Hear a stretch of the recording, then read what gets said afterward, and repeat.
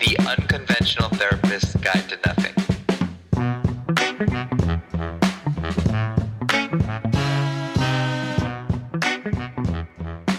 Hey, everybody. Welcome to the Unconventional Therapist's Guide to Nothing. My name is Dave. I'm all jazzed up today. Jazzed. Get it? Not bad, dude. Yeah. That's not bad. Hey, that awesome voice right there was the Under the Weather Greg. So you're going The dulcet tones of potential COVID. They'll say tones. Yes. That sounded fancier. It's a little, you could hear this in maybe a raspy jazz club. Maybe I've been in a smoking all night and having a good old time, right? Eating some beignets and gumbo. Smoking ganja. That's right. Well, okay. Well, I don't know. Maybe. I thought that's what you were saying. Well, I was thinking of things that. Oh, you meant cigarettes. Yeah.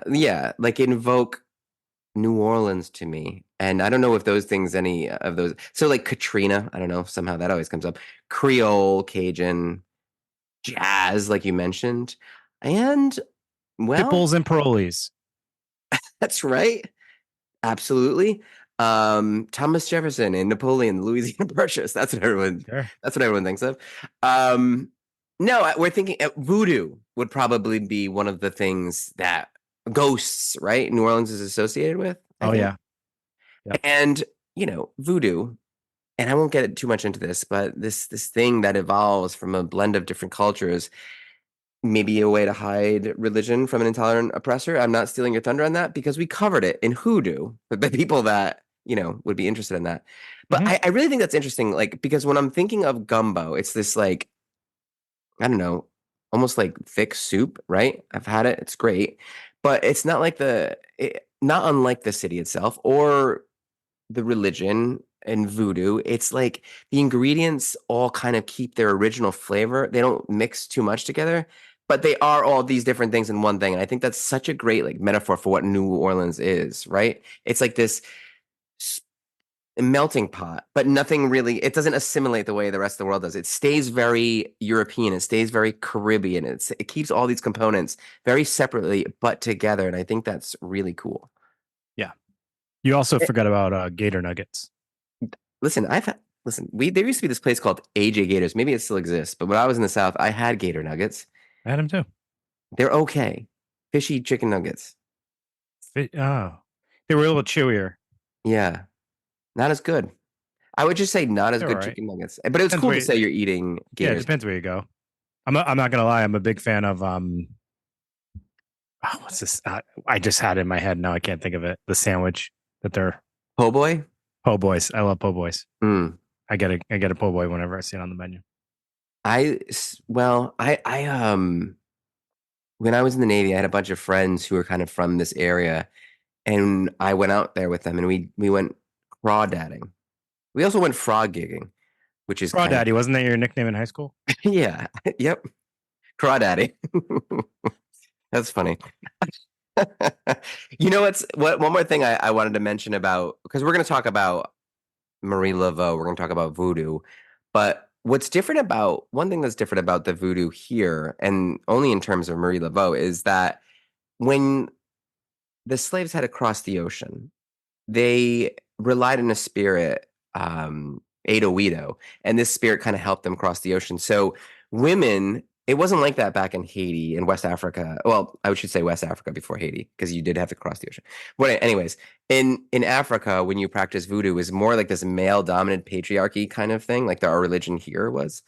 But with that female spirit helping cross the ocean, it became a predominantly female-centered, like where the female would lead the religious rites, like 75% of the time, which I think is really fascinating. But we'll get into that. But so before we get into Miss Marie Laveau, which quite an interesting figure, let's let Dave tell us a little bit about New Orleans and its link to this religion. I was also going to say, when I was younger, I didn't really care for voodoo stuff. No one cares. Well, no, I like it. It's kind of cool. Yeah, it's cool. But before, I always associate it with Steven Seagal's Marked for Death. I don't know if you remember that movie. I do. There are some Of course, voodoo scenes in there, and absolutely. I hated that part. So I always associate it. Then I just looked it up now, and it's actually that wasn't even in New Orleans. That was in Chicago. The movie. A lot of voodoo in Chicago, huh? I guess in Steven Seagal's Chicago there is. All I right, mean, the one thing I would think about when I was a kid is like, whenever you see this in pop culture or whatever, though, chicken it's bones.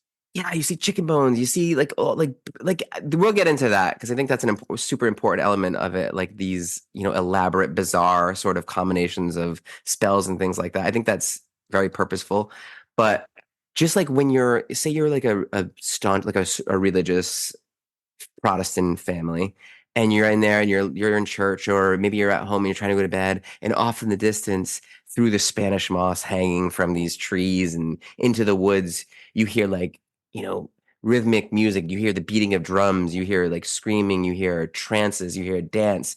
I mean, that had to creep you out, right? Yeah. But it's also awesome, right? At the same time, it's just something that's it's so cool, so misunderstood. It's almost like in our DNA to kind of not like have an aversion to this sort of thing because it's like the unknown. But I think the more you kind of it's falls in the same vein as Wicca and all these things where it's kind of connected to spiritual like nature or Yeah, whatever. absolutely. But go ahead. So yeah, Louisiana voodoo or New Orleans voodoo, however you want to frame it, basically arose from the process of taking a mix mash of different traditional religions, specifically West Africa, Roman Catholic, form of Christianity, and Haitian voodoo, and kind of blending those all together. So during the transatlantic slave trade, it played a pivotal role in the spread of voodoo because enslaved Africans brought their religious beliefs and practices with them to the Caribbean and then the Americas.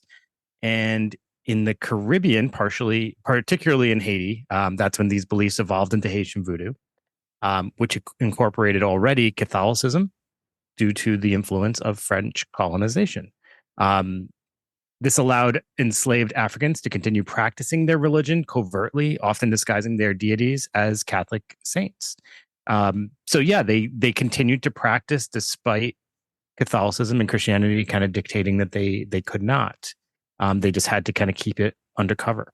Now, Dave, is it the sort of thing where like so say they're slaves, right? Yeah, And they're slaves of the French or they're I'm not slaves going of to just say it. They actually were though. yeah, so okay, and like Spain had control of this area at one time. The France had control of this area at one time. Are they on some level saying like, let's incorporate some of their gods too, because their gods seem to have some kind of strength or power too, or is it just to sort of disguise their own religion and say like, no, no, don't look over here. We're doing Well, your I think at some point it does kind of do that, and that's a little bit later from what I understand. So this is like 18th century. That might be more 19th century voodoo. So with European colonization and Haitian Revolution of the end of the 18th century, slaves from many different tribes came to be very large presence in New Orleans, and voodoo traveled to New Orleans by the traditions carried by the West African and Haitian slaves. So they, continue to practice as they made their way there. Can you imagine New Orleans at this time? Just like this place where there's like so much like, well, first of all, the conditions must have been horrendous. I mean, it's like this dropping point for slaves at this point. I can only yeah. It's not imagine only what that that, must have it's like like looked like. also like where it is, the sea level, the disease, the water table was so Yeah, high. Like mosquitoes. I've been dealing with a lot of mosquitoes lately around here, and it. I mean, I can imagine like this the that was a problem. That had to have been a huge problem, right? Like disease and everything. So I mean, sure. yeah, no, and plus, I don't know. Yeah, it's on one hand difficult, and on the other hand, like there must have been all these like different people's kind of like converging in one area. Is super. Well, that thought was just coming into my mind too, because it's like the one thing is, I think back to when we did the episode on the Hmong, and they're being, those refugees are kind of being transplanted into this place where they're totally disconnected. And I mean, I guess the on one aspect, like the part that they're at least coming together and they are holding on to these traditions. This is like what we talked about when we talked about hoodoo before. Holding on to some level of who you are, your roots. Yeah. That's important, right? That's your culture. So at least they're able to keep some of their identity, even if they're sort of doing it under wraps. But that basically, I guess what I'm saying is they understand the importance of that, and I think that's so valuable for them, and that's probably a big part of why they were able to succeed in as far as like staying established and not losing their entire culture.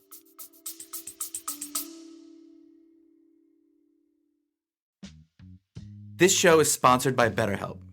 We're all spread pretty thin, and it can be easy to ignore our own needs. We can get caught up in life, concerning ourselves with social life, stress, work. It can be easy to start to neglect ourselves, feeling lost, drained, or overwhelmed. You're absolutely right, Greg. Therapy can help by providing us the tools you need to improve your mood and understand you can't help others without helping yourself. One of the things that has prevented people from the help they need is accessibility, whether it's transportation, time, getting an appointment in a timely manner, or even issues that prevent you from leaving the house. And therapy, being even more accessible, is where BetterHelp comes in. BetterHelp is entirely online, convenient, and flexible. But Dave, here's something I'm worried about. What if we get matched with a therapist and it just really isn't a good fit? Well, Greg, that's one of the best features of BetterHelp. If for whatever reason the therapist isn't a fit, you can switch therapists completely free. And that's going to save you any awkwardness, hard feelings, and just avoiding that tough conversation. Find your social sweet spot with BetterHelp. Visit betterhelp.com/nothing today to get 10% off your first month. That's BetterHelp, HELP.com/nothing, NOTHING, for 10% off your first month. Dave and I believe very deeply in therapy. So much so, we've devoted our entire lives to it. So go to betterhelp.com/nothing. And get that BetterHelp you need today.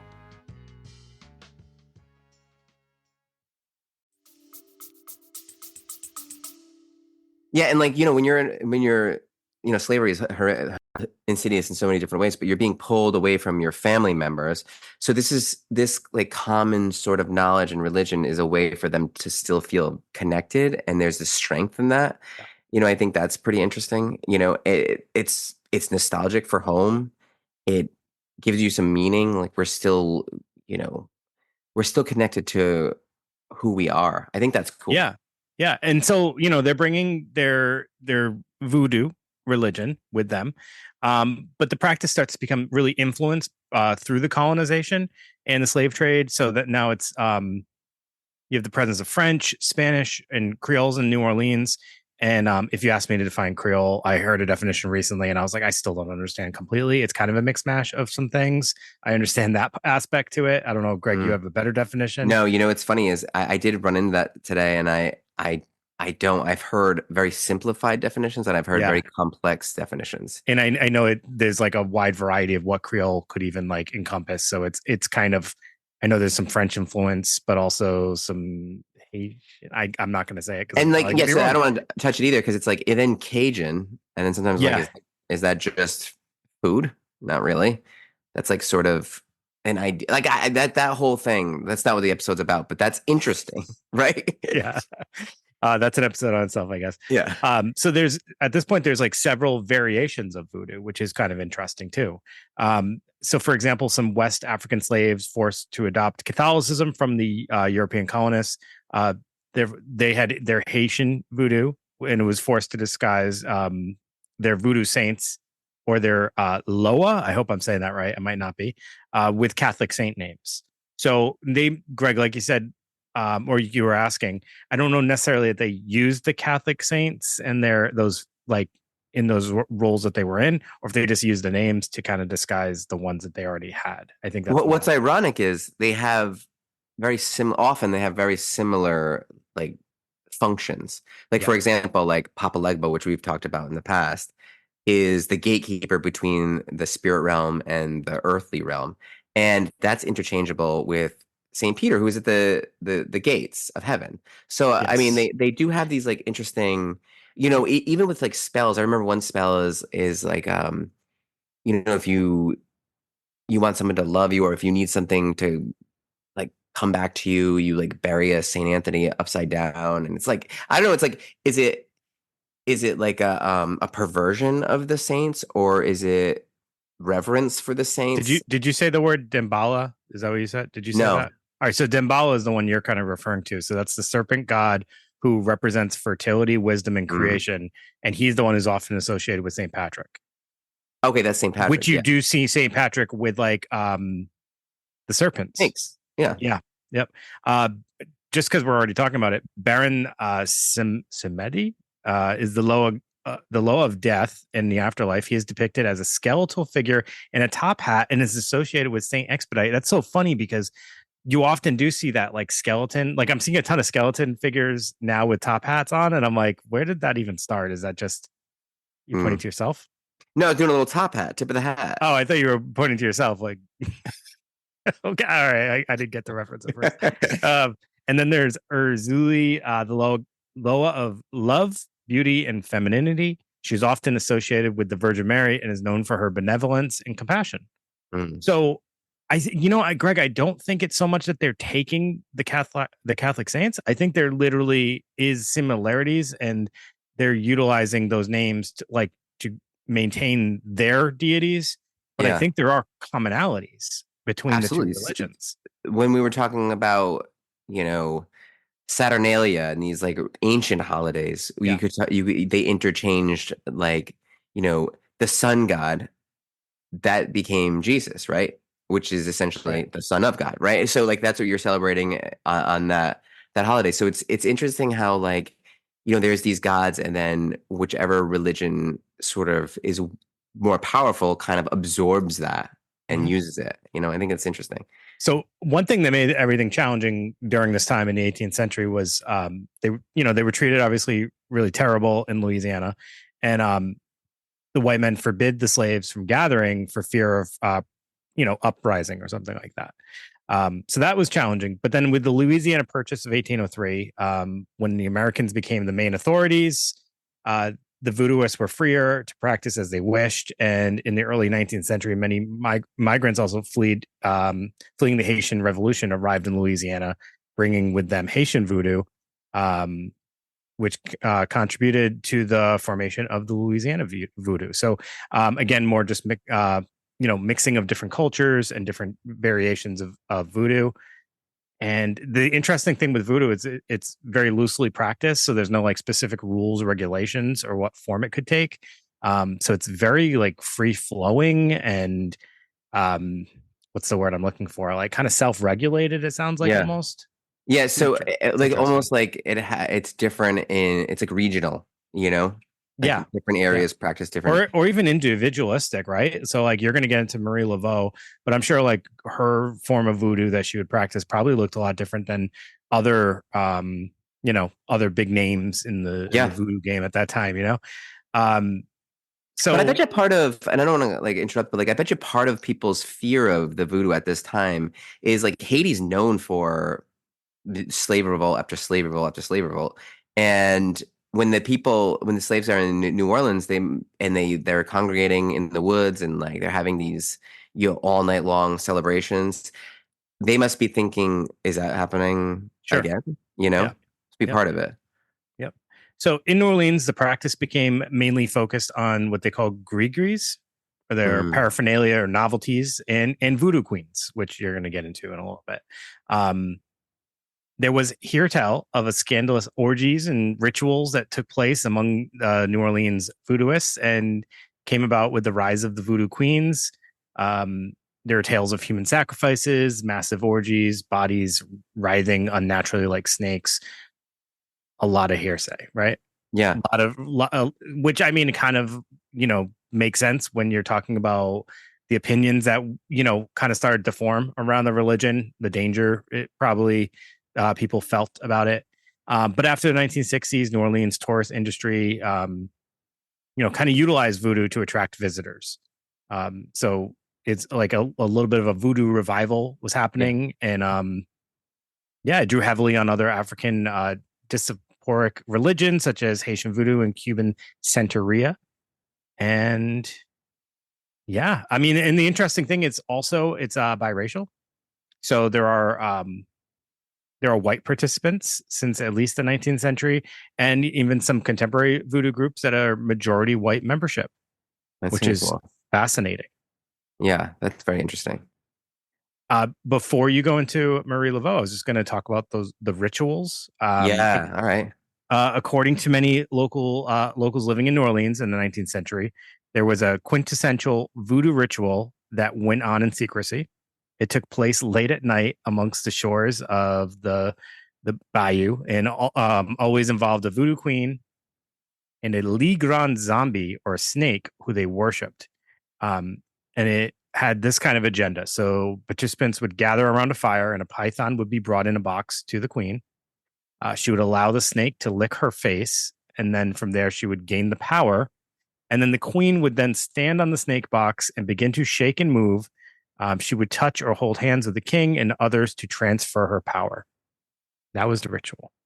That is very interesting. Like you can imagine that, right? Like there's always some kind of strange thing. Like, all right, now there's this. Like Marie Laveau had a big, huge black python named Zombie. Yeah. Ironically, and she would, people thought that she would have conversations with it. And when she led these rituals, she would have. Oh, it would always be something different. She'd like lay out a white sheet, and then she'd have like just random things, like you said, like chicken bones, maybe like a hawk skull, or like a dead frog, or like free burnt matchsticks. There was the spirits always the average payment for a spirit. There was kind of a customary payment, and it was always 3 nickels. So like putting 3 nickels down, it's just like this weird sort of it's seemingly innocuous, recipes. Yeah. That maybe did she just make up? I don't know. Like we'll talk about. And and some of this is like, obviously it's hearsay. It's possibly just rumors. Who knows if this even has ever taken place ever. Yeah. A couple other things. Historical records talk about like deities that were worshipped in voodoo. So prominent among them were Blanc, Donnie, the Grand Zombie, and Papa Labat. These were venerated at altars where sacrifices were made to them. Altars are a big thing in voodoo. Yeah, altars making altars, and then the other thing was spirits of the dead also played a prominent role in historical voodoo. Accounts suggest in the 19th century that the saints played a prominent role, although amid the 20th century revival, the veneration of deities from other African religions became more common, and production of charms, which are also known as the grigris, play an important part. So yeah, like if you grigris were very personal too, so it'd be like this little bag that you could wear around your neck, and it's maybe it's got some grave ash in it, or depending on what the spell is, she would put, well, Marie would put something together, and you wear that, and as you're talking about this, I'm thinking like, wow, this is the backdrop. So it's sort of the opposite of this, but it just doesn't feel opposite at all now that I'm thinking about it, like the Catholic religion, right? So it's like what you're describing a lot. You're describing altars. You're describing a lot of pageantry. You're describing a lot of ceremony. You're describing, pomp and circumstance, and a leader and authority. And it's like this kind of mirrors like a Catholic sort of ceremony, doesn't it? Which makes sense how it's like has that connection, I guess, in a way. Yeah. Now, do you think that must be more of a New Orleans thing than in West Africa, or does it look very different? So Like that would be the next question I would have about this that I don't know. So we would have to do some more digging on voodoo itself. Yeah. So very, very interesting. And I'm happy to do some digging on it. But you don't want to it was interesting though when we talked about this, like because we wanted to do Marie Laveau at some point. And but then we was like, oh well, we should also probably just discuss first why New Orleans is synonymous with voodoo. Because like I don't know that you can think of New Orleans without thinking of certain dark aspects. And this makes a lot of sense. But then it's like, all right, so I find this out, and now I'm like, yeah, now I want to know more about just voodoo itself. Yeah, like the origins, and we'll get into some maybe pop culture stuff where you can find out some of that, but it's just the same way as like I bet you the origins of Catholicism, the origins of Christianity look a hell of a lot different than what we're practicing today. Sure. So it's like this is the evolution of voodoo. Is it important to know where it came from? I don't know, but it's interesting to find out, like sort of how it develops, like why 3 nickels make sense, why these certain, these conjuring with these certain very particular, like like when we get into Marie Laveau, like does she really know all this stuff, or is she really good at making this stuff up? And that's going to be like when she talks about her gree bags and she talks about her potions, and she predicts the future and she tells people, gives people fortunes, and like we're going to kind of get into how that was and what's interesting about that. So, is it all right? Am I ready? Am I clear for takeoff? Yeah, let's do this. Let's hear about All Marie right. Laveau. Marie Laveau. So the first kind, well, let's start to learn about Marie Laveau a little bit through this woman named Sinit Didi, because Marie wasn't the first voodoo queen in New Orleans. This woman actually was, and the leader after Sinit was a man named Dr. John, who had over 50 children. He kind of really kind of got into these gree bags and the potions, and he was Dr. John. So this is the evolution here a little bit in America, ironically, right? So there's Sinit Didi, who's very kind of traditionalist, maybe leaning a little bit more towards Haitian slash West African voodoo. And then there's this Dr. John, who's kind of, now it's America. He's a little bit more modern. They probably have differences of opinion, but Dr. John starts doing something interesting. He starts commoditizing it, right? He starts charging for greenery bags and potions. And this man was the mentor of Marie Laveau, who took voodoo and made it something incredibly famous, right?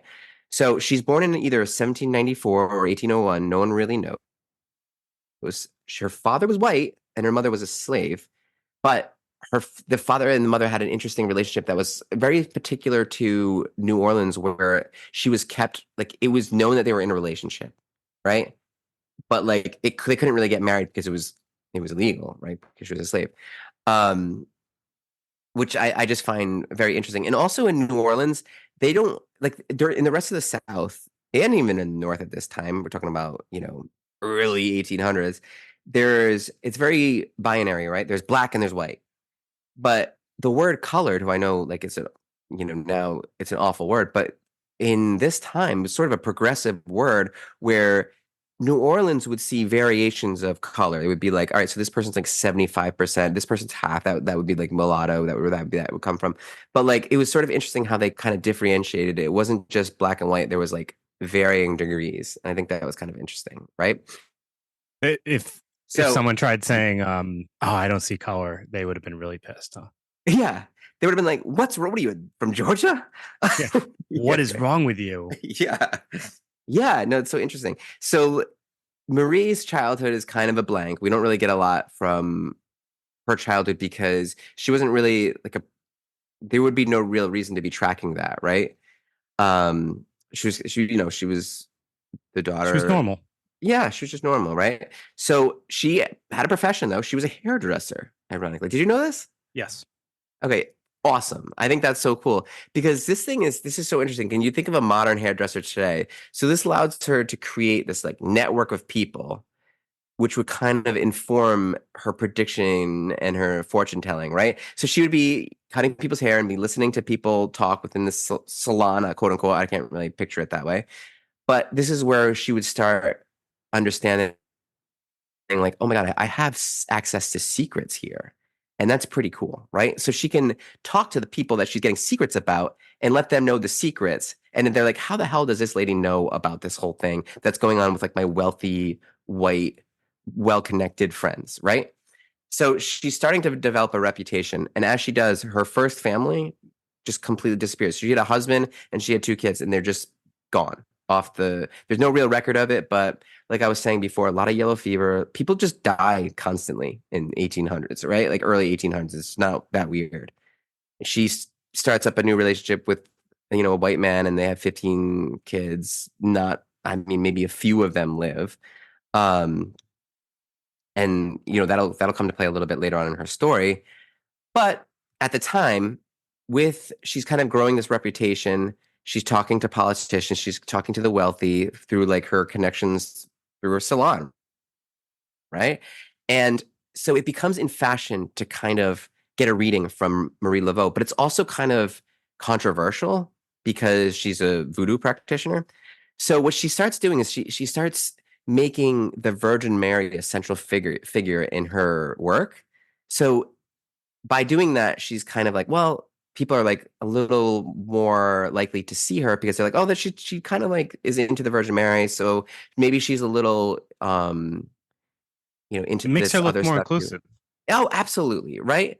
So, but what she's really doing is like she starts selling these gree bags and these love potions, but what she's doing, she's preying on people's fears. She's preying on their wants, what they want. She sold answers and love and revenge.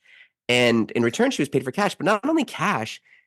So, like, say someone comes to her and tells them, like, oh, this guy, I think my husband's cheating on me, or whatever it is. She's just given Marie Laveau a secret. And it's almost like that's her trade. She trades in secrets. So people willingly divulge their deepest, darkest secrets, and now she has them to use them. And she's a genius marketer.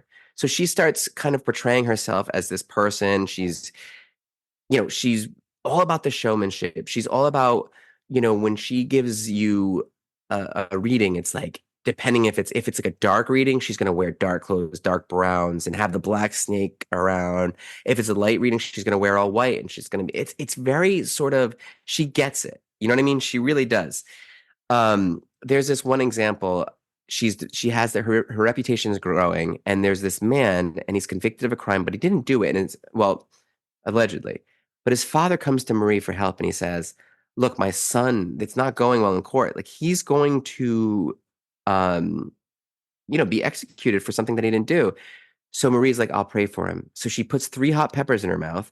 She goes to the Catholic cathedral, prays, right, with the peppers in her mouth, giving her pain to God. And she goes to the courthouse, puts the peppers underneath the judge's chair, where, maybe the rest of the people can see, but the judge can certainly see the 3 peppers. And he also sees Marie Laveau, who has this like presence about her now. She has this aura. Like, people are really kind of, they know who she is now, and they're impressed with her. They're afraid of her. They're in awe of her. So the judge is like, all right, she's sitting on the side of this guy who she wants to get out of trouble, and he kind of knows her stance.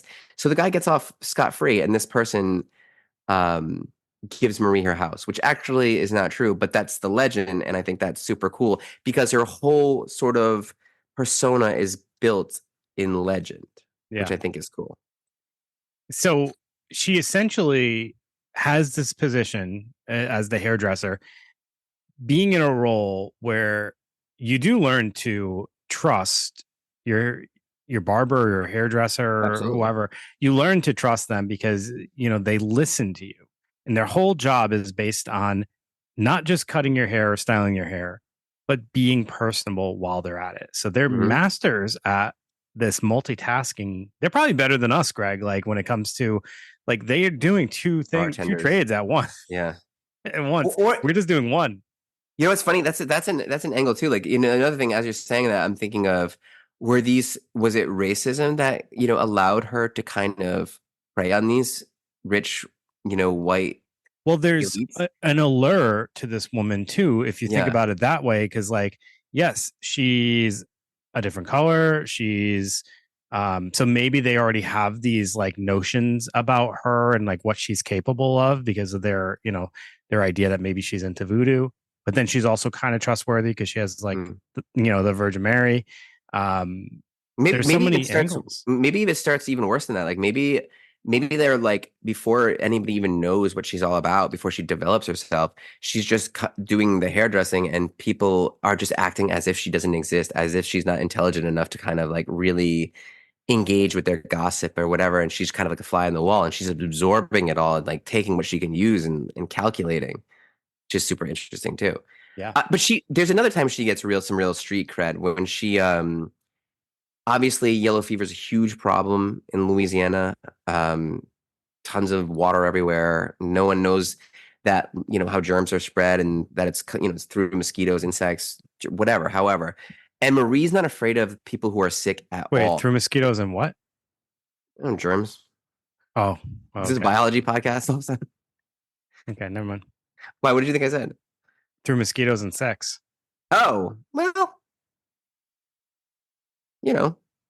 Maybe. sure, maybe. So but like, how like today, like, it's so brave. I remember when COVID first came out. You know, I remember someone saying, after the Spanish flu in World War I, people were more embarrassed about how they treated the sick than like the fear of the actual illness in the end, right? Like they really felt bad about the way they treated people. When like remember when and I felt guilty of it too. Like when you'd be at work and like it's COVID's new and someone sneezes and you're like, oh my God, what that's an assault, right? You're like, I got to get away.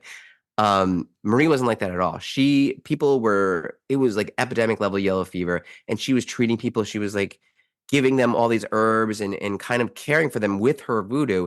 And ironically, her patients did much better than any of the patients treated with like modern medicine, because modern medicine at this time is like not great, right? So like modern medicine is killing people, and they're using mercury to fight off these diseases, and bloodletting and all these things. And she's using herbs and these sort of like natural things, which is really kind of giving people a chance. So I think that's interesting. So She's a powerful figure. how did she get the reputation that she got? So I mean, just through time, and honestly, the best marketing. If Marie Laveau is anything, she's an incredibly brilliant marketing.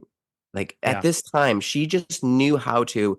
I mean, the elaborate spells, like the bury a chicken outside of this house and you'll find out if he's cheating on you. Leave gifts of rum and coins for the spirits. Like I mean, just these like the things that she would do. The ceremonies that she would put on, they would be so elaborate, and it was just so interesting how it was so different from what people were used to, and so sort of exotic that it's almost like she was one of a kind. So they were like very interested in it. And she even did this. Ironic that you said one of a kind. Are you talking about the possibility of two Marie Laveaus? Yeah. That's an awesome sort of immortality story. I wonder what version you heard of that. I heard that her daughter may have taken her role. Yeah, well, that's essentially it. But like, if you think about the way they did that, right? So say people aren't really too that much aware of Marie Laveau's daughter. This adds to her mystique. So here's this old woman. She's getting older. She's getting kind of gray, and then maybe she does some kind of spell, and now she's back. And maybe she's a little bit darker. So maybe she had to give a little bit of her soul, because they said her daughter was a little bit more darker. Her daughter is actually the one who had the black snake named Zombie, who she would kiss and all these things. So it's like some people, a lot of people at the time are thinking like, oh my God, like did Marie Laveau like do a spell to regain her youth? Is this some kind of like immortality thing? Or then other people are sort of thinking, but there's another Marie Laveau who's still alive. Are there two Maries? Like, does she have a young version and an old version? And her daughter just played off this. And I don't know if her mother sanctioned this, or she was the heir to this name, or whatever the plan was. But there's so much, like some stories are even like Marie was swept into the ocean in her whole cottage, and out came the young version of Marie, and like that's her daughter. It's like all these awesome kind of like stories about it, that I love. And it's very wild. The whole time we're talking about this, it's really funny. I know we're not doing like pop culture yet, but like this was the inspiration for Miss Cleo. Really, I guess I could see that with the head. Had to be, right? Had to be. Call me now. I'm not gonna do the accent. I think she's passed, right? Did she pass? There was a documentary on that. Was there? Yeah, I have to watch that now, because we're talking about like the showmanship. Like you would see the commercial of Miss Cleo, and it was all about like, just it was like showy. Like I think there was like stars behind her. She was like in space almost, and just it had this aura to it that was like very, just exactly like what it was showmanship, right? It was, and the thing is, it's interesting. And why did we give so much credence to like this person? So she was just Miss Cleo was just a normal city person, but like we give her the headdress and the accent, and now we are thinking of her like sort of like outside of society. Was her accent fake? Yes. Oh my God. So she's outside of society, and now we kind of trust her. Oh, she's in touch with something a little bit deeper, a little bit more intense, a little bit outside of the norm, and we trust that. I wonder what that's about. But it's no different than those The other side of it, I'm trying to think what you would call those individuals, the mediums, psychic mediums that Mhm. do it in an audience. There's someone over there who's like knows someone who's passed away with the letter J, and then someone's Yep. like, "That's me." Yeah. And they're like, "Oh my God, how'd you know?" That was You know, Poppy. you know what's funny, Dave? It's funny that you mentioned like the headscarf thing because that was actually forced upon African women. And women like Marie Laveau were like, all right, you're going to force me to wear this like headscarf thing to kind of identify me as less than. Well, they're going to make like really elaborate, beautiful versions of it to the point where there's this famous picture of Dolly Madison wearing one because she thinks it's so beautiful. So they took this thing that was like an insult and made it something beautiful. And I think that's pretty great. Yeah. I have a couple little Yeah, go ahead. little tidbits, just like quick little takeaways from this research. Throw us some gems. Okay, well, so first thing I wanted to mention was again, like just it's such a great gothic scene when you think of Marie Laveau in the woods and the drums and the chanting and like all that. I love that so much. I love that there's a song about Marie Laveau written in part by Shel Silverstein. Hmm? That's pretty cool, Who right? is that? Shel Silverstein? You know, he wrote the children's poetry books that were really popular. Crap, I'm gonna forget it. Where the sidewalk ends. Oh yeah. Yeah, great He wrote stuff. a song. Well, in part, yeah, he wrote a song about Marie Laveau. Like in part, he's credited on it. He didn't write it himself, but whatever. Um, I think it's great that voodoo is essentially the idea that there's like like a parallel world that's invisible, that's like right next to ours that we can kind of tap into at almost any time. Like there's a veil and it's kind of thin, and there's people who have access to it. I think that's awesome. Something that's not so awesome is Marie Laveau owned slaves. Yes, I did That's hear that. that's not. And I tried to look like she did, buy a lot of people's freedom. She did a lot of great things in the community, but like the reality is she did own Do slaves we know and what she did with them? like use them as slaves. Like I Do we know? tried to find like positive versions of it, and Maybe and she I was think just chilling with them.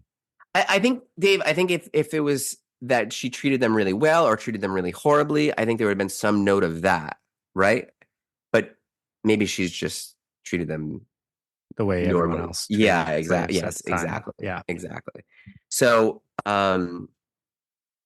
I think that there is this woman, and I think you mentioned her in the Harlem Renaissance. I don't even know if you're gonna remember because Yes. you mentioned Zora Neale Hurston. Yes. So I didn't know that she pulled this kind of Nellie Bly move where she so it's a Nellie Bly move. It's also like a Hunter S. Thompson move with the Hells Angels, where she kind of butts herself into researching voodoo and hoodoo and kind of gets into this community and writes an awesome article about it. I think that's really cool. That kind of blows this whole thing up too, which is really cool. So what Um, does she expose?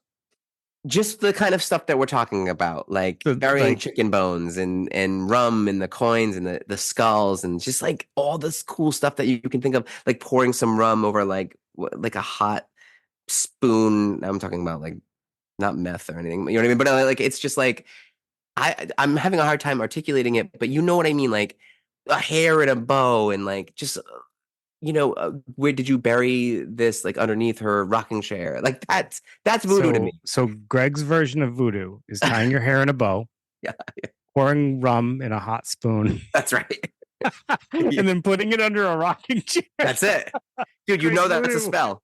Dude, you know that's a spell. And you know what's funny is you can get books that list sort of almost like a recipe book of like voodoo curses and spells and things that you can use, which I don't honestly I don't even know if I dabble with that sort of thing. Oh boy. I just don't know if I do. I just ordered that on Amazon. As I you know. said. Listen, I was gonna say if you could find if you could find one, Dave, that was like kind of like strung together or bound in this like beautiful like old leather, that would be a perfect Christmas gift for you. Old leather skin. Oh yeah, it's like made out. Yeah, no, it's made out of like badger skin from the bayou or what? You know what I mean? It's like alligator skin. From the bayou. That's right. Oh, you're gonna try to do a Louisiana voice because I think I thought about maybe trying it because I know that there's like this thing going on with Who's that handsome fella, Magic Mike? Channing Tatum. Yeah, He does the Gambit. The Yeah. Gambit accent is illegible. yeah, yeah. No, and now is that sort of It's I don't know. Is that it sounds like he's doing like some kind of version of that. I think it sounds like he's doing like like a French something. the lightning bug from like that movie with the Disney princess. You know what I'm talking about? The Frog Princess or the Princess. Yeah, I and the never saw Frog. that one actually. But It's actually awesome. There's the skulls with the top hat and all that stuff. Yeah, cool stuff. I actually want to watch it because they just opened up. They turned Splash Mountain into Tiana's Bayou from that movie. So Tiana's great character too, and the little they turned the frogs together. Very cool, a very cool little thing. And now we're talking about pop culture a little bit. And I'm gonna mention something, and you probably still haven't years later. Yes, I did. You watched Skeleton Key? Yes, I did. Can we get a review? I enjoyed it. And I watched it. I'm glad I didn't watch it before because, like I said, I didn't always care for voodoo stuff. But over the last few years, I've actually really kind of gotten into it. And yeah, I enjoyed it. I thought it was solid, and I think it's super underrated, and people never know what it is. And Kate Hudson is awesome. That Peter Sarsgaard is great. This like the cat, the woman that plays the grandmother. The whole thing is just really well done, and there's this underlying. The story is fantastic, I think, and it's all based on voodoo or hoodoo, but slaves and it's got a little bit of everything. It's got a very down southern Louisiana feel. That's what I think I like the best about it. Yeah, I like the how there's like the music too, like the old slave hymns, and you're kind of like. Okay, it's just really kind of you know what I think that's what makes that movie feel like, oh, all right, I'm watching something that's kind of like set in this, Yeah. Have you been to Louisiana? Have you been to New Orleans? Yeah. Okay, yeah. So a name we didn't bring up, which is like a rather big name and all this stuff. And it probably came up when you were searching for this. Was that I want to say Madame LaLaurie. Yeah. We didn't bring her up at all. So that's a big name that we're kind of. Well, we did talk about her in the Hoodoo episode. Oh, okay, we did. So if people want to jump into the Hoodoo episode, it's her house. I always thought it was Madame Laveau, but it was her house, La Laurie, that Nicolas Cage lived in for a period of time. Yeah, now that's one of the more horrific stories that you can listen to. When they came into the attic and they found, her husband was some kind of surgeon, and they were mistreating their slaves so horribly that they were like kind of when they opened the door to that upstairs room where they kept all these people, they found like people inside out. They felt people being slowly eaten by insects with honey all over them. They found people whose limbs had been broken, reattached, so that they almost had to walk like a crab. Just horrific scenes. And Nicolas Cage said, "That's where I want to live." And Nicolas Cage is like, "Oh," and they're selling. Beautiful. So he does not live there. Now, did you go by that house when you were there? Oh yeah, it's an incredibly beautiful house. Yeah, I went by it. It's nice. Yeah, I love that architecture that in the courtyard in the middle. It's just New Orleans got a really cool feel to it in general. I was actually kind of hoping to get back there this year, but it's not going to happen. They also supposedly have one of the biggest Halloween parades. Crew KREWE festival or something like that. Crew parade. Sounds like it would be a blast, but I don't think. Now, did you ever see that show Treme? No, I didn't. It was actually pretty good. They did a really good job with the New Orleans feel. It's just the show didn't really go anywhere after a bunch of seasons. But no, I love that whole vibe. I love architecture. That's why Chicago, ironically, you mentioned, it's a great city too. Providence even, but that old architecture, just you can't beat it. It's so unique, and it's character. Yeah, very specific to New Orleans. One of my favorite moments when I was there was just this really small thing, but I thought it was cool. So I went to a restaurant, and when I was going in, they actually had a marker on the restaurant as you were walking in that showed you the water level of how high Katrina got. And it was like not that it was like a good moment or anything like that, but it was like impactful to see that and just be like able to take a step back and be like, wow, that was devastating. And then the Mhm. fact that this business was able to kind of like um reemerge and come back from that, like I think that says a lot about the people of New Orleans, their ability to rebound. And like obviously so much didn't. There's still large parts of it that, but from what I also understand, with poverty and levels and things like that, I mean, there was always a, a part of New Orleans that is kind of like desolate and abandoned and really impoverished too. So I mean, Broken up into parishes. I think that like it's very unique. It's a unique it's a place. very unique place, but I do think that there's a strength to those people as well. The people Absolutely. in New Orleans And the to pride, rebound. there's a pride to the people that live up New Orleans. Like really, I mean, the Mardi Gras parades, the elaborate costumes they sew together. Yeah, I mean, it's I just the know whole thing. it's so cool. I know the whole thing. We'd be really remiss not to mention this pop culture reference. The American Horror Stories Covenant season, which featured all these people. Like, I think I'm pretty sure Madame Laveau Marie Laveau Angela was Bassett. there. Yes, and she's even a hairdresser in the show, I believe, and she like does these little. But then I think Madame Laurie was in there. But it did capture a little bit of what we're talking about here. And obviously with every American Horror Story, it goes off in a lot of different directions as well, and captured a bunch of different types of witches, but they did have elements of this in there, which I thought was pretty cool. That was actually one of the better seasons. And I think like after what was that? Maybe that's like maybe season 3 or something like that. Maybe it's that one and the next one, and then it goes off the rails. I like the carnival one. That was the circus one. Then after that, it goes off the rails, I think. Yes. One thing I will say, I just to kind of get back to like kind of the core of this, or like what voodoo is really about. Sure. So one of the core aspects of New Orleans voodoo is its focus on healing and community. So the voodoo rituals and the ceremonies often are aimed to address physical, emotional, and spiritual ailments, offering support and guidance to those in need. And the religions itself emphasizes the importance of maintaining balance and harmony both within oneself and within the community. So it's a very community-based thing, which makes total sense because of like it's not just its origins, but also like what it went through as it started to transform, thinking about slavery, this idea of like sticking together in community as you're, being part of the slave trade and all that stuff. It makes a lot of sense. And it really is unfortunate that it's good and bad that it got, the public view that it got. The public view also allowed it to be something that like New Orleans was able to cash in on. Tourist reason like why and brought a level of income into New Orleans, which is great for New Orleans. But at the same time, it kind of isn't necessarily fair to the people who practice voodoo that they're now looked at like witches. Right. You know what I mean?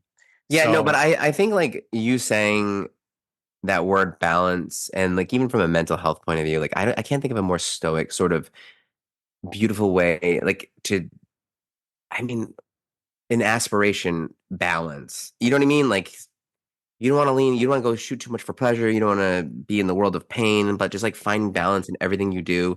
Being a balanced person, like what does that even mean? It's like not letting your emotions, drive your behavior, kind of like really kind of just being centered and balanced. And that's like I really love that harmony. Whole idea. Like control, like Taoism too, right? Like I know we haven't really talked about that yet, but like that's all about like harmony and balance. Absolutely. So that's and we'll talk about that at some point. But it is funny how like that's eerily similar to like the Eastern, philosophies, Yeah. And so and just the last thing to say about this, the biggest difference between this and hoodoo, from what I understand right now, from this just that last conversation we were just having. So voodoo is focused more on like we said, healing and community. And hoodoo, which we previously had discussed in another episode, is more focused on protection, it seems like. Right. So those would be the differences between the two from my understanding. And also hoodoo, like it is really based on what you believe is reality. And that's That's sort of like not something we can really get into at the end of an episode, but like what the things that what you feel is true is going to, that's going to be your reality. So you have to sort of believe in hoodoo for it to have any impact on you. And if you let any sort of kernel of doubt or possibility in, then you've kind of made yourself vulnerable to its powers. Like, I think that's kind of an interesting element of it. Absolutely. I mean, the truth is a very sort of we think it's just this objective thing, but it isn't really. One person's truth is completely different than another's, and sort of playing with that is the idea of hoodoo. It's kind of like a heady, more sort of intellectualized version of voodoo, I think. Yeah. So like in the shadows a little bit more, Mm-hmm. feels like a little bit more like hidden. Maybe Yeah. that's what the H stands for. So I think that wraps up our episode on Marie Laveau and New Orleans voodoo. I think it So does. one last thing before we wrap this episode up is we got some fan mail. And I like this fan mail because I think this person was actively listening to an episode as they decided to write the fan mail, which makes it even more special because we're like mid-listen getting the thoughts of this person, which is cool to hear. So they said, "Hey, I'm listening to an episode on parapsychology. Have you ever thought of telepathy as empathy?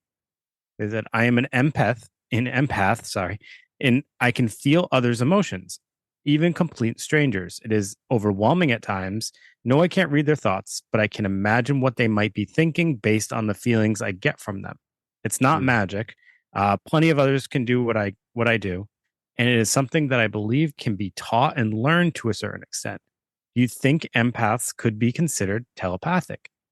I do have some sort of spiritual connection with a higher self, a collective conscious, if you will. It's not something I was taught, but something felt from a very young age. Later, I learned about Jungian psychology. He's a legit psychologist, not just a philosopher. I would recommend you read some of his work if interested in collective unconscious.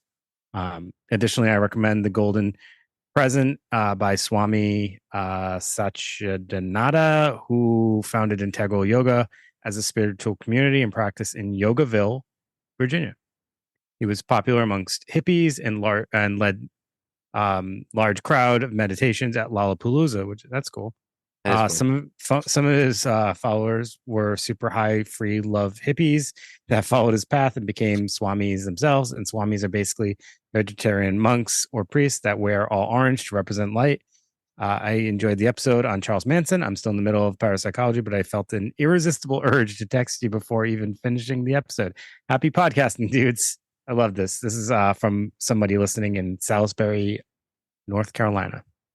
Yeah, no, and hopefully they go through the catalog and run into the Carl Jung episode. I was So just yes, going to say, yeah, they must not have gotten there yet because we definitely have discussed him and we've referenced him a number of times. But absolutely, he is definitely a heavy legit hitter. psychologist, and Mhm. he's got a ton of great thoughts and things to share.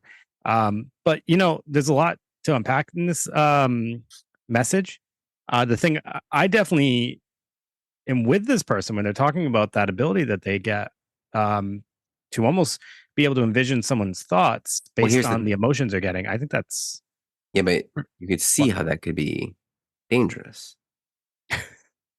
right? well, you're gonna. So if I'm a straight CBT guy, cognitive Yeah, behavioral that's what therapy, I was going CBT a little bit there.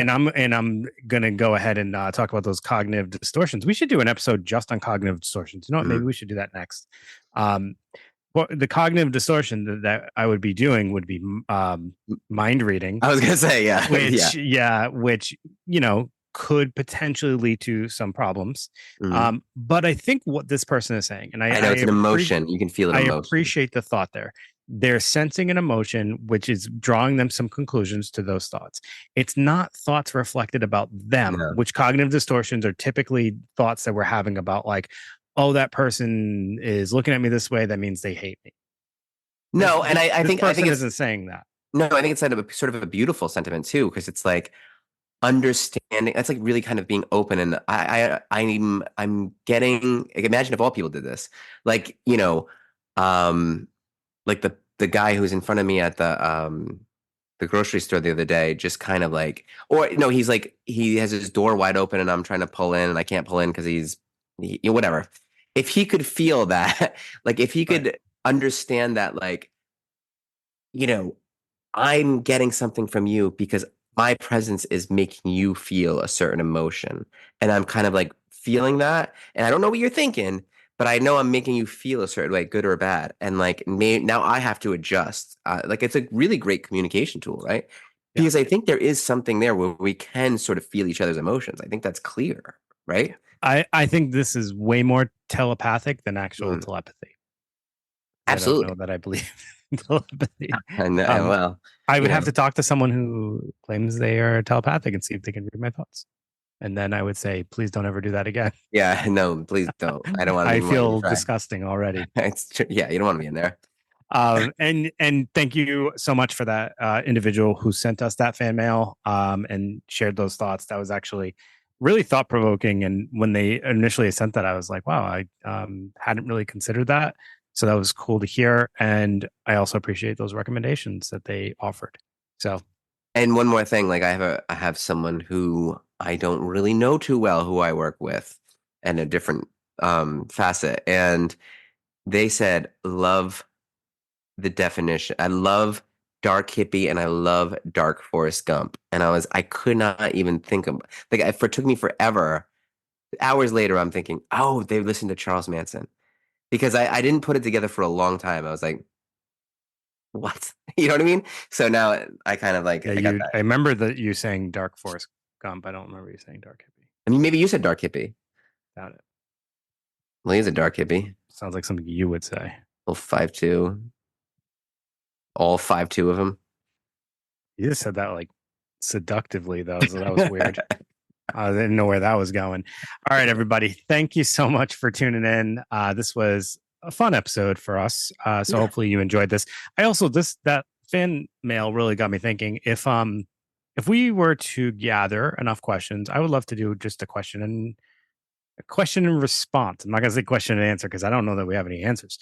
But that's a great thing. It's a great point. Yeah, a question and response episode. So if people want to send any questions or just give feedback, utilize the fan mail option on the podcast. You can comment on our YouTube episodes, which you now can watch us actively talking on YouTube.